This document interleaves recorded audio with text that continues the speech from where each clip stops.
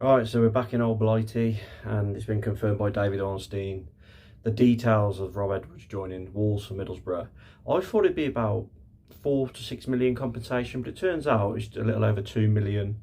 The compensation that needs to be paid to Middlesbrough to get him out of his contract there, which he only recently signed a 3-year deal. And yeah, he's going to sign a 3.5-year deal for Wolves. They're going to discuss what backroom staff he's going to bring in. There's rumours that Joni and Lescott could join as a coach, so that'd be interesting. Obviously, an old boy defender for Wolves, probably the best defender I've ever seen at Wolves, actually. Well, in terms of someone we've brought through our academy, anyway, he was brilliant back in the day.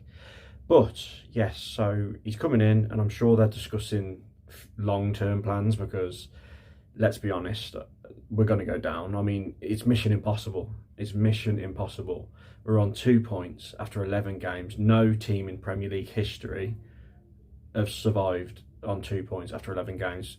In terms of the English League ever, 1951-52, Stoke did it, obviously pre-Premier League era, but they're the only team that's ever done it. So the odds are stacked against us.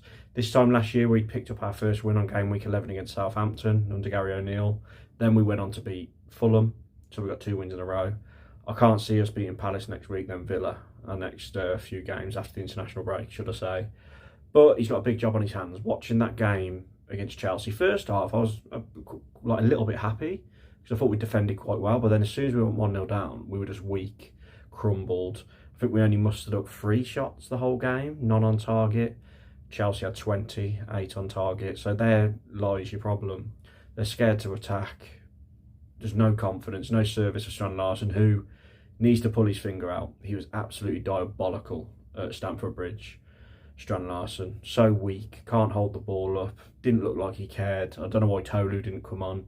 But then, if you look on the bright side, we've got the likes of Matthias Mane to build on. Maybe someone like Tommy Doyle might come back. But they said that they're going to back him in January, and they're going to be deluded if their mindset is to back him to try and survive. Because let's be honest, I can't see us being in touch and distance of surviving by the time January comes around with the fixtures we've got coming up. So hopefully Rob Edwards has the mindset of getting in English talent, maybe, homegrown talent, to think ahead to next season. Because a lot of the squad that's here now will go, in my opinion.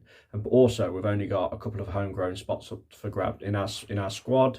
And unless we unregister or loan people out, that's what we've got to do. But the squad's so weak. I know Jeff Shee said we had a good summer window, but everyone knows we didn't.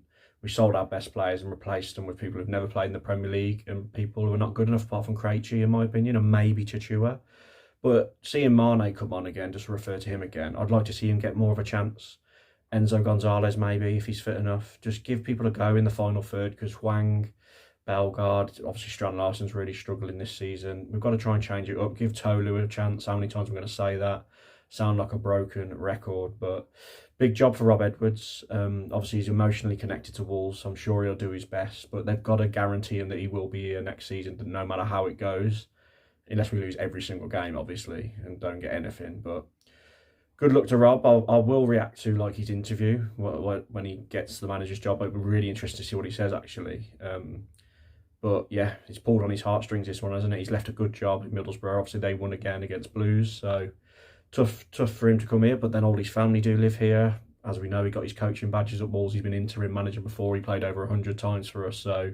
And obviously all the stuff off the pitch with Jeff Shee. You saw the flags yesterday, Sutty and his lads holding the flags up. The Jeff Shee stuff, that's a separate issue, which we will be responding, putting out what we're going to do with the fan groups, open letters, because they've responded by email, as I mentioned in my vlog, for Chelsea, and then we're going to react to that and go into it. But yeah, Jeff Shee's a massive issue. I just don't know if they'll be that interested when we go down to the Championship, and I don't know if they'll pump the money in like they did when we got up under them before, under Nuno. I can't see that ever happening again, so we could be down there for a while. Is there a slight chance we stay up this season? Obviously there is, but it would take a mad turnaround and a big shake-up and belief in the players, because, as I say, our squad's not good enough, and it broke my heart watching Sunderland against Arsenal. I watched that game before I went to the Chelsea game yesterday with my mates in London, and the fight Sunderland put in, it was so good to see, and all their squad's brand new, so this rubbish about players need time and that, Sunderland have proved if you get your signings right. No, they don't.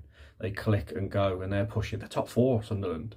And they reminded me of Wolves back when we first come up, how no fear, fans together, players fighting.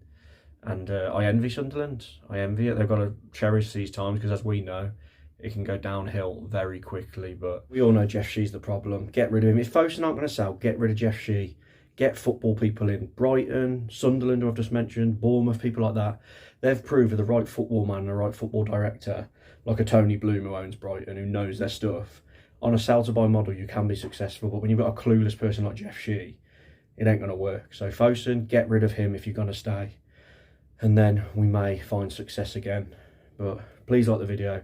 Please comment your thoughts down below. Please subscribe. Really appreciate the support lately. Despite the dark times, my channel's growing. And I met a few people at the game yesterday. Really kind words. And I really appreciate it. So cheers, everyone. And I'll catch you for the Rob Edwards announcement and react to his first words as Wolves boss over the next few days. Cheers.